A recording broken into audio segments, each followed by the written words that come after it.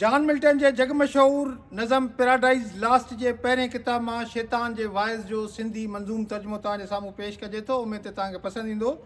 शैतान पंहिंजे चेलनि खे ख़िताब कंदे चए थो त हाणे हीउ इलाइक़ो, हीअ आब हवा ऐं हीअ मिटी, हाणे हीउ इलाइक़ो, हीअ आब हवा ऐं हीअ मिटी, गुमराह वॾे मलाइक पंहिंजे साथियुनि खे ॻाल्हि कई चिटी, ही पंहिंजी जागीर आहे जेका असांजी बणी तक़दीर आहे। हिते मुसीबत पीड़ा ऐं ऊंद उसूली आहे जेका बेश्त जे बदिले पाण क़बूली आहे।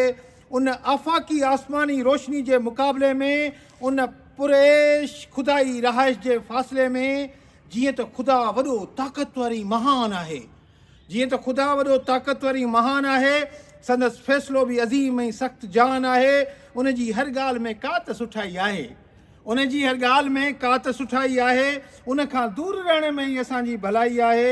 भल हू दाना कुल ऐं फ़हमवर हुजे, सभिनि खां ॾाढो ई ताक़तवर हुजे, पर हुन जे चेलनि में मुंहिंजो मटु न ऐं मुंहिंजी अज़मत बि कंहिंखां घटि न। हुन जे चेलनि में को बि मुंहिंजो मटु न, मुंहिंजी अज़मत बि कंहिंखां घटि न।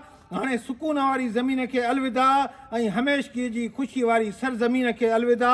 ख़तरनि खे ख़ुशि आमदीद ऐं दोज़ख जे शोलनि खे पंहिंजो सलाम, ख़तरनि खे ख़ुशि आमदीद ऐं दोज़ख जे शोलनि खे पंहिंजो सलाम। ओ जहन्नम तुंहिंजे दबदबे ऐं ज़ुल्मनि खे पंहिंजो परनाम।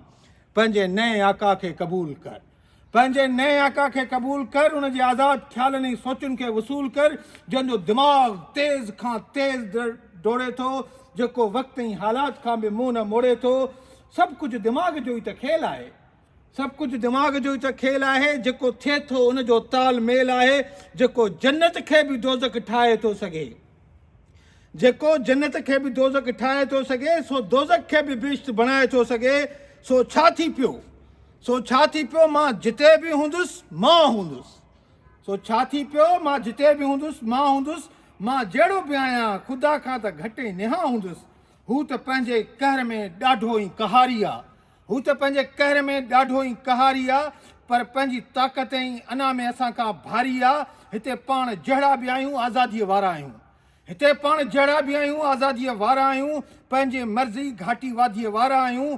हिते असां सां केरु हसद करण ऐं रोकण वारो कोन्हे को, हिते असां सां केरु हसद करण ऐं रोकण वारो कोन्हे को, हितां असांखे केरु कढण वारो कोन्हे को।